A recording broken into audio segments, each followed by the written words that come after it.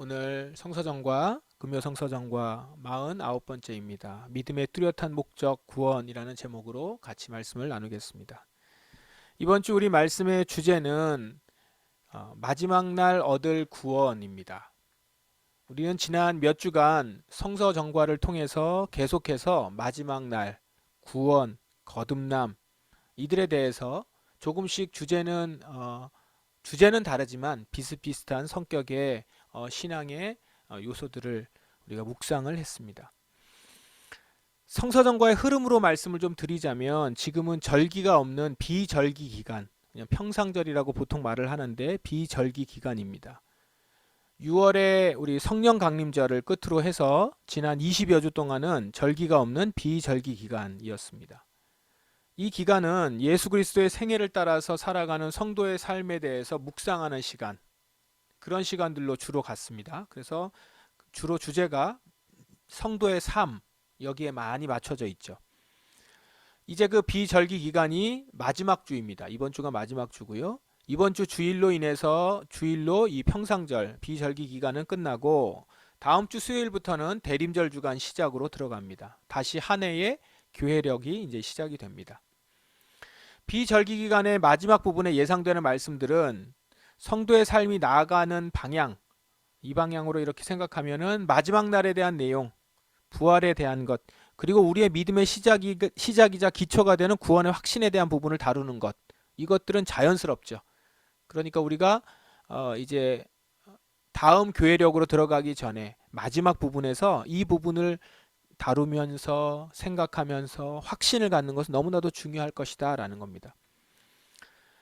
그리고 이제 이번 주에 들어서서 마지막 날과 구원, 이 두 주제를 결합한 오늘 주제로 이번 주 말씀을 우리가 보는 것입니다. 마지막 날 얻을 구원, 이렇게 주제를 저희가 정해봤습니다.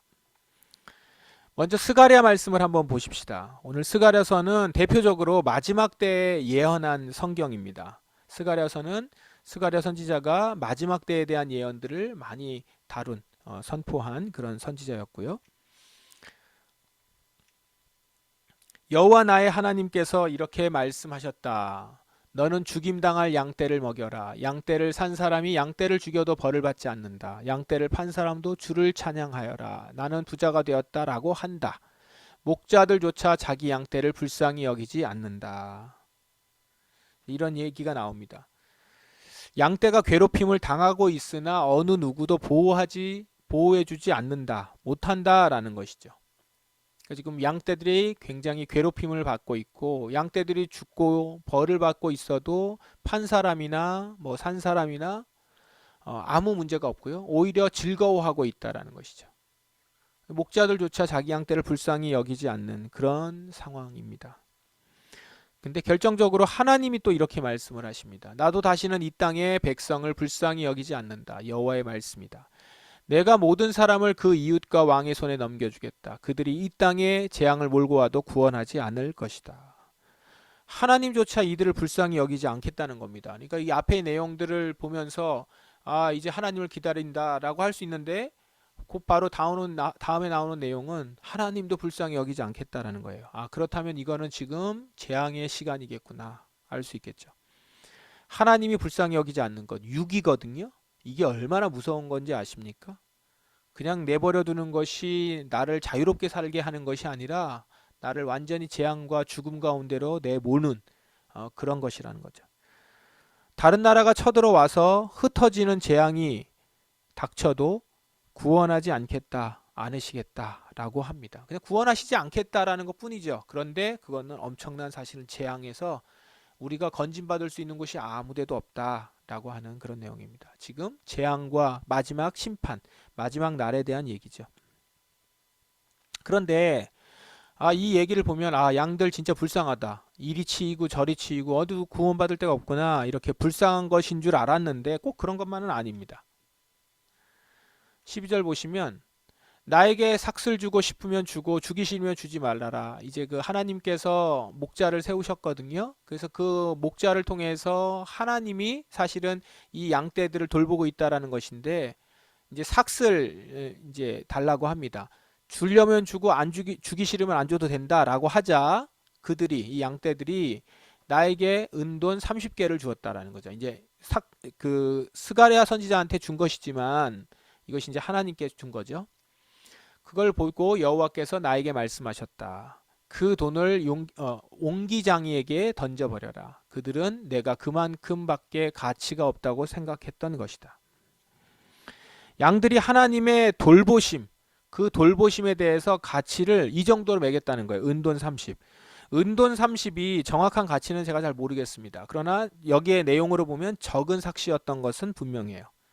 그러니까 차라리 없어서 못 준다라고 하는 것, 그거는 좀 낫죠. 그런데 돈이 있음에도 불구하고 적은 돈을 준다는 것은 상대방을 무시하거나 모욕하는 거 아니에요? 어떤 일을 했는데 차라리 그냥 감사하고 내가 돈이 없어서 줄 수 없다. 이렇게 하는 거와 다르게 그냥 원래 받아야 되는 만큼의 비용도 아니고 아주 적게 주면서 이렇게 주는 것. 그냥 던져주는 것처럼. 이러면 그건 사실 그 상대방을 무시하고 모욕하는 거잖아요. 지금 하나님을 그렇게 여겼고 하나님은 그렇게 느끼셨다는 거예요. 하나님을 무시하는 겁니다. 재앙이 어디서부터 시작돼요? 하나님의 말씀을 경홀히 여기는 것에서부터 시작되거든요.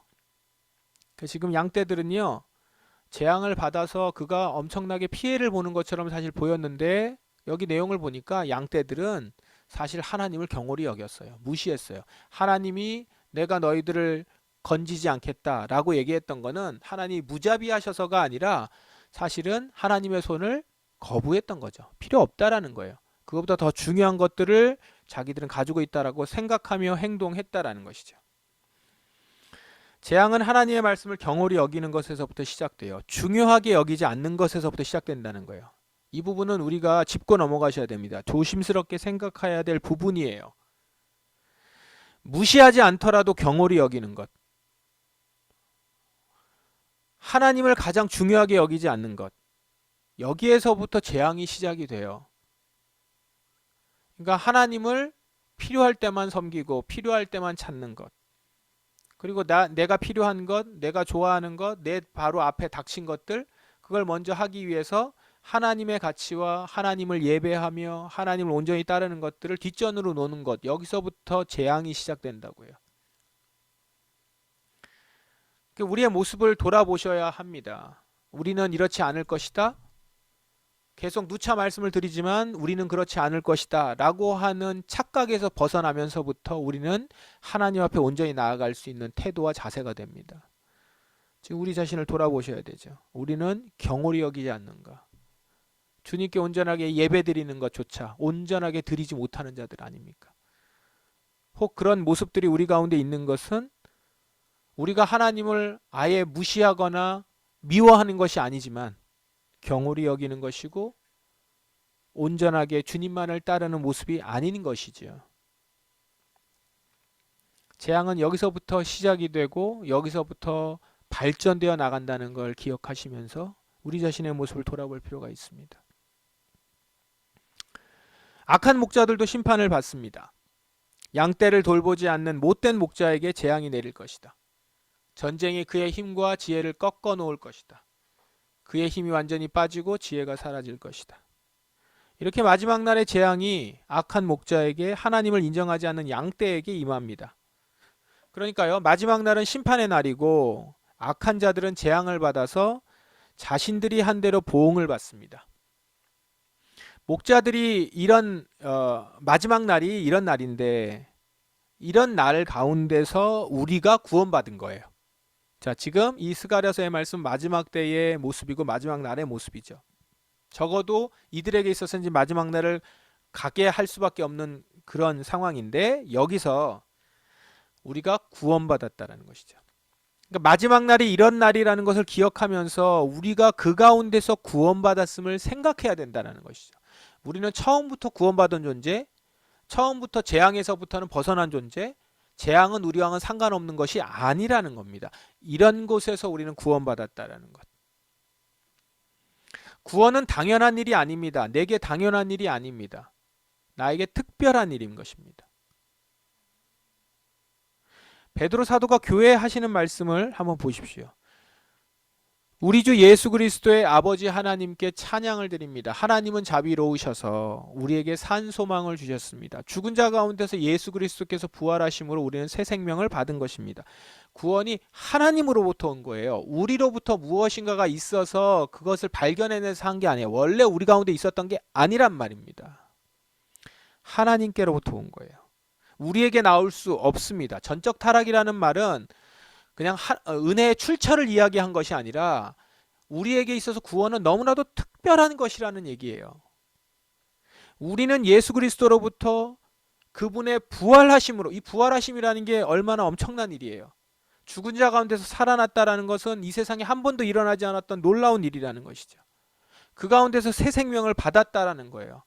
특별한 일의 연속으로 우리가 그 가운데 구원받은 것입니다. 그래서 우리는 하나님께 찬양 드리는 거예요. 우리는 이 심판과 스가랴서에서 봤던 그 심판과 재앙 가운데서 산 소망, 살 수 있는 소망을 받은 자입니다.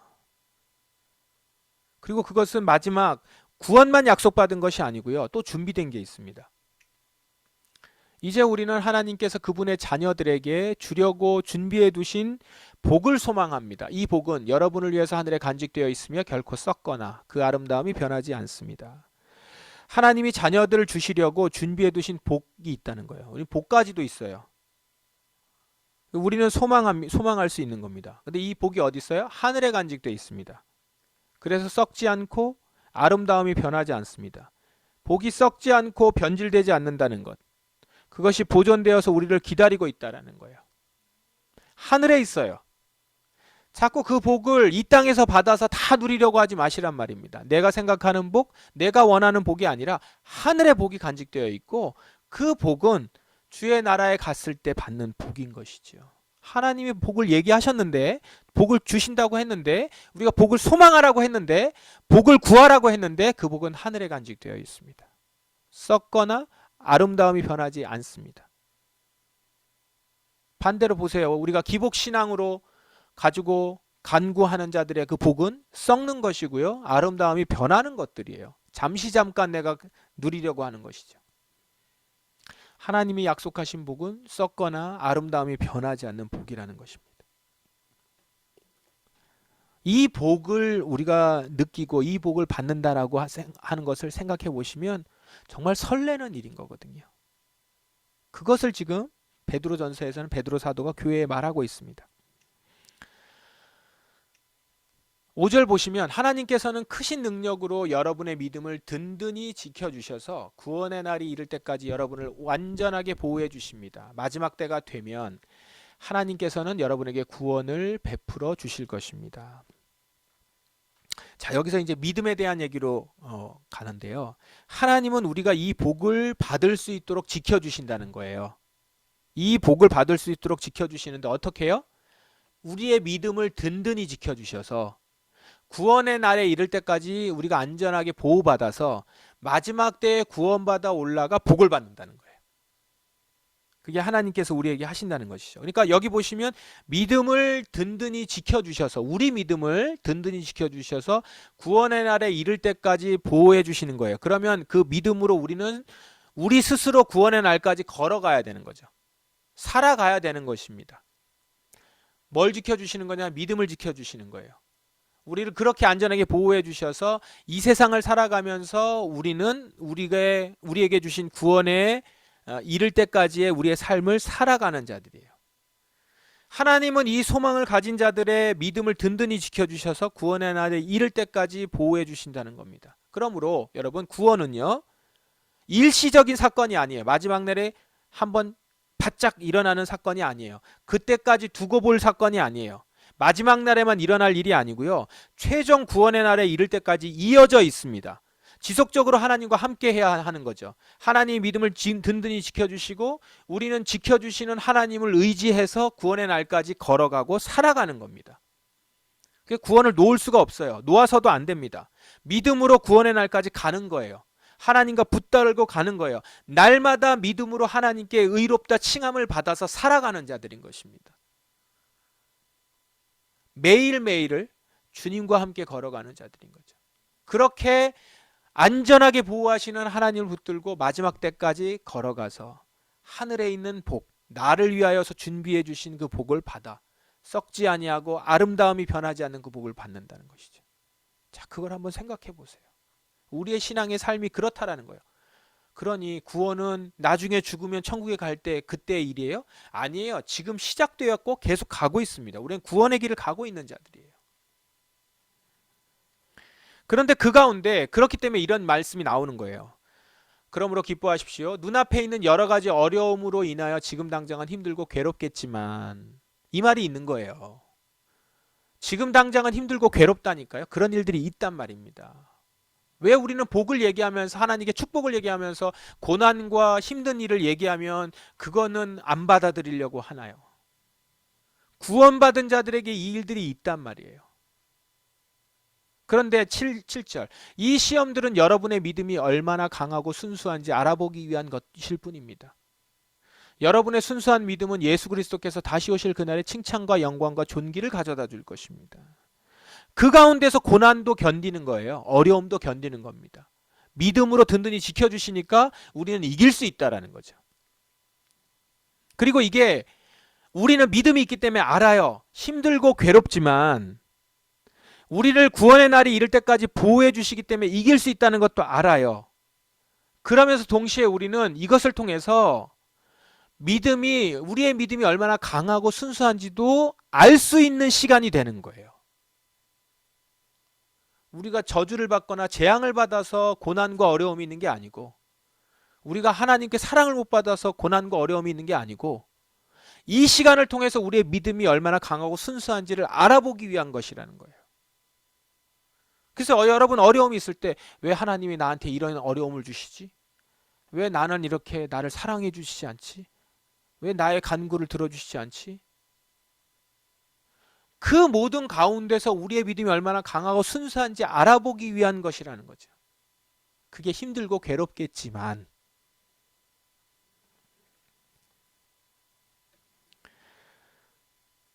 그 시간을 지나서 믿음으로 살아가는 자는 구원의 날에 구원만이 아니라 뭘 받아요? 칭찬과 영광과 존귀를 받는다는 거예요. 그 칭찬과 용기와 영광과 존귀에 썩지 아니할 아름다운 변치 않을 복을 같이 받는 것이죠. 믿음은 그래서 그렇게 우리의 구원을 풍성하게 만듭니다.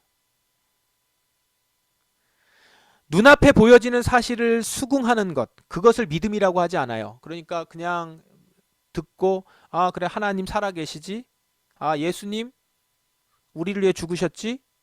그냥 그걸 지식으로 우리의 머리로 아는 것을 믿음이라고 하지 않아요. 보이지 않지만 하나님이 나의 구원자로, 장차 우리는 그분을 통해 구원받을 자이며 오늘도 그 길을 걸어가는 자라는 걸 믿는 것, 그게 믿음이라는 것이고 우리의 구원받은 자의 삶이라는 겁니다. 그래서 칼뱅이 이렇게 얘기했죠. 믿음을 이렇게 정의합니다. 예수 그리스도 안에서 주어진 은혜의 약속 위에 근거하여 우리 지성에 계시되고 성령에 의해 우리 마음에 날인되는 우리를 향한 하나님의 선한 뜻에 대한 굳건하고 확실한 지식이 믿음이라는 거예요. 약속에 근거하여 지성에 계시되고 마음에 날인되는 그런 확실한 지식, 우리를 향한 하나님의 선한 뜻에 대해서 우리가 굳건하고 확실하게 갖고 있는 지식이 믿음이라는 거예요. 그래서 그 지식은 우리를 그 지식대로 살아가게 해요. 우리 마음에 날인되어 있고 우리 지성에 계시되어 있는 하나님의 예수 그리스도에게 주어진 은혜의 약속에 근거한 그 지식에 따라서 우리는 살아가는 겁니다. 그래서 이러한 믿음은요, 고난의 때에 그 진가와 실체가 분명히 나타난다는 것이죠. 나는 은혜의 약속에 근거한 자야. 내 지성에 계시되어 있고 내 마음에 성령님이 날인해 주신 그 지식, 우리를 향한 하나님의 선한 뜻, 그것에 대한 굳건하고 확실한 지식이 있기 때문에 난 이 어려움과 힘든 시간을 견뎌내고 이겨나갈 수 있는 것이죠. 그게 믿음이라는 거예요. 그래서 돌아보셔야 됩니다. 내가 이런 진짜 믿음을 갖고 있는지. 이걸 언제 분명히 알 수 있다고요? 고난과 어려움의 때에 그때 확실하게 보여진다는 거예요. 그전에는 잘 몰라요. 구분이 안 될 수도 있습니다.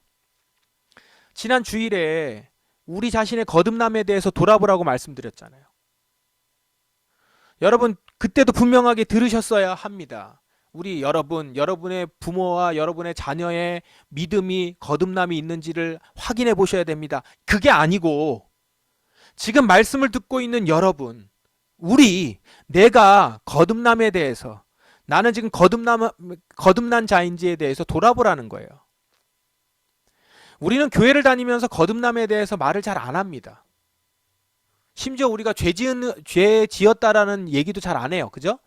우리 교회는 그렇지 않겠지만, 여러분들은 그렇지 않겠지만, 다른 교회는, 다른 성도들은, 어떤 사람은 맨날 이렇게 얘기하잖아요. 대개 거듭남을 전제로 말을 해요.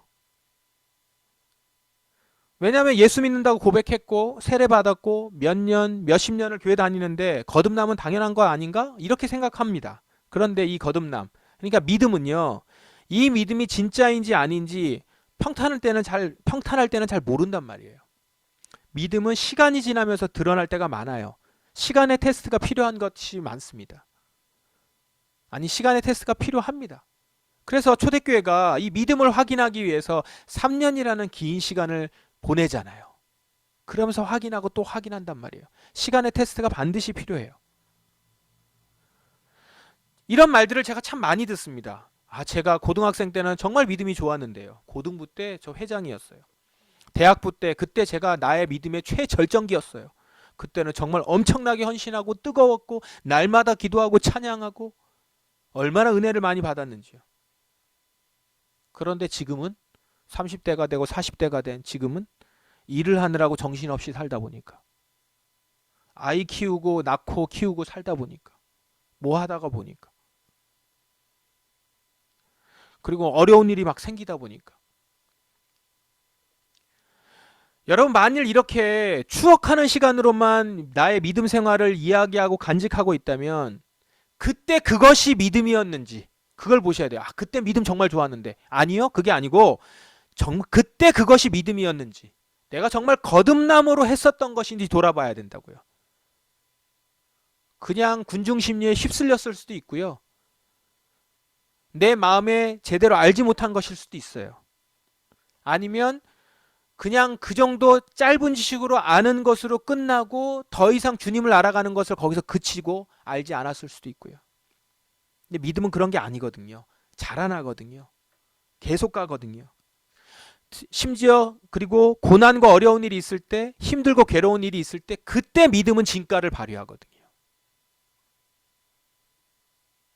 그때 그 고백했던 그 고백대로 지금 내가 살아가고 있는지, 그때 그 열심과 열정대로 지금 내가 어려움과 힘든 일이 있을 때도 그 마음에 하나님에 대한 열정이요, 하나님에 대한 열심이요, 하나님에 대한 사랑이요, 그게 그대로 있는지, 그 믿음을 지키고 있는지, 그게 믿음이라는 거죠. 그게 거듭남이라는 거죠.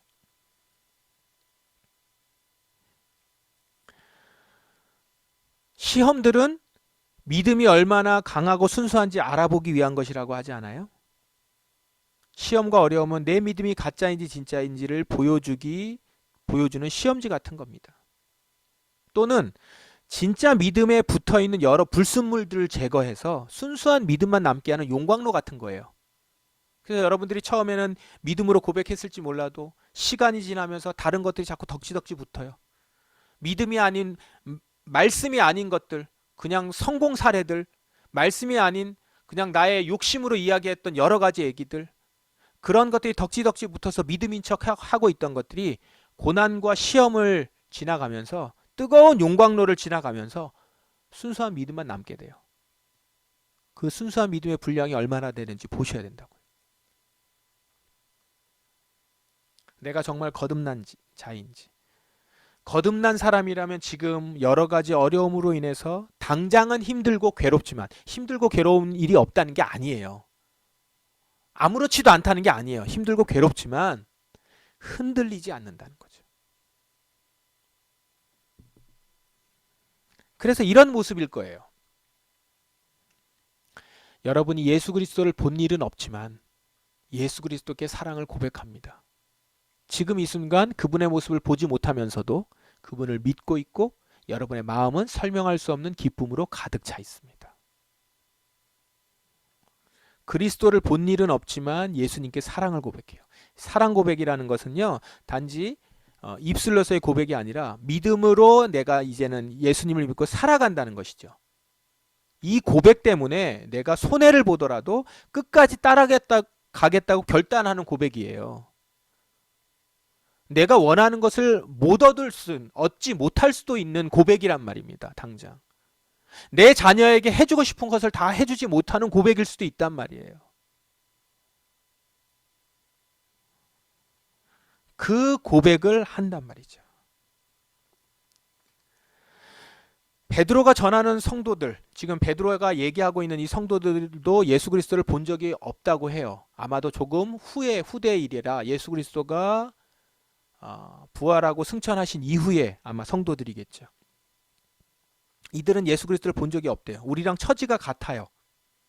그런데도 그들이 예수 그리스도께 사랑을 고백하고 오히려 핍박의 때로 막 그 시간들이 다 있는데도, 전철되어 있는데도 그 시간에 예수 그리스도께, 보지 못한 예수 그리스도께 사랑을 고백하는 것, 그건 내 안에 진짜 믿음이 없으면 될 수 없는 거잖아요. 이게 신비로운 일이고 이게 능력이고 기적인 것이죠. 보고 안 보고는 중요한 것이 아닙니다. 구원받은 자의 삶은 믿음으로 하는 거니까요. 그 믿음으로 보지 못하면서도 믿고 있고 본 일이 없지만 그리스도께 사랑을 고백하며 결단하며 나아가죠. 그래서 우리 마음은 설명할 수 없는 기쁨으로 가득한 것입니다. 여기서 한 가지 중요한 말씀이 또 나와요. 그것이 여러분의 믿음의 목적이 있기 때문입니다. 그 목적, 바로 여러분의 영혼이 구원을 받는다는 기쁨이 이미 여러분에게 주어졌습니다. 믿음에 뚜렷한 목적이 있대요. 그러니까 믿음은요, 목적이 있어요. 우리 안에 믿음이 딱 있는 순간부터 목적이 있습니다. 그 목적이 뭐예요? 여러분의 영혼이 구원을 받는다는 그 목적. 그러니까 믿음은 우리를 구원받는 곳으로 데려가려는 뚜렷한 목적이 있습니다. 이 말은요, 믿음은 구원의 길이 아닌 곳에는 관심이 없다는 의미도 돼요. 믿음이 있다고 하면서 구원이 아닌 일들에 관심을 가지고 살아간다고 하는 것은 그것은 믿음의 행위가 아니에요. 믿음의 목적이 아닙니다. 믿음으로 반응하는 것이 아니라는 거예요. 구원이 아닌 곳에서 믿음으로 했다? 말할 수 없다라는 거예요. 믿음은요, 목적이 있어요. 뚜렷한 목적. 우리를 구원의 길로, 장차 하나님 앞에서 칭찬과 영광과 존귀를 받으며 썩지 아니하는 복을 받는 자리로 가게 하는, 그렇게 하기 위해 우리에게 믿음이 주어진 것이죠. 우리가 가진 믿음이 바로 그런 믿음입니다. 여러분, 그 믿음을 가졌다면 여러분은 구원을 향해 계속 나아가는 자들일 것입니다. 그리고 장차 마지막 날 구원에까지 이르게 될 것입니다. 시험의 어려움의 일들을 이겨나갈 수 있을 것입니다. 그 가운데서 정금과 같이 주님을 고백하며 흔들리지 않는 사람이 될 것입니다. 우리는 죄로 소망 없는 자들이었습니다. 여러분과 저는 목자 없는 양같이 유리방황하며 흩어질 수밖에 없는 자들이었고, 흩어지면서도 하나님을 거부할 만한 죄성을 가지고 있는 자들이었습니다. 그런 우리를 하나님께서 구원하셨습니다. 우리를 위해 하늘의 복도 하나님은 예비하셨습니다. 썩지 않고 변하지 않을 복. 이 복을 기대하며 지금은 당장 힘들고 괴롭겠지만 기뻐하십시오. 하나님께 찬양을 드리십시오.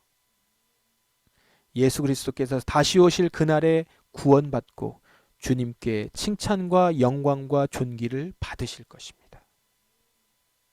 이 소망을 가지고 오늘도 믿음으로 살아가는 여러분 되시길 주님의 이름으로 축원합니다. 기도하겠습니다. 말씀을 기억하시며 하나님 앞에 나아가십시다. 주님, 제가 믿음으로 끝까지 구원의 날까지 가는 자가 되기를 원합니다. 저를 붙들어 주십시오. 지켜 주십시오. 믿음이 아닌 것을 잡고 있지 않게 하소서. 내가 참 거듭난 자이기를 소망합니다. 믿음이 내 안에 견고하게 순전하게 있어 그 믿음으로 살아가는 자 되길 원합니다. 주여 저를 구원의 날까지 지켜 주시옵소서. 이 시간 동성으로 기도하겠습니다.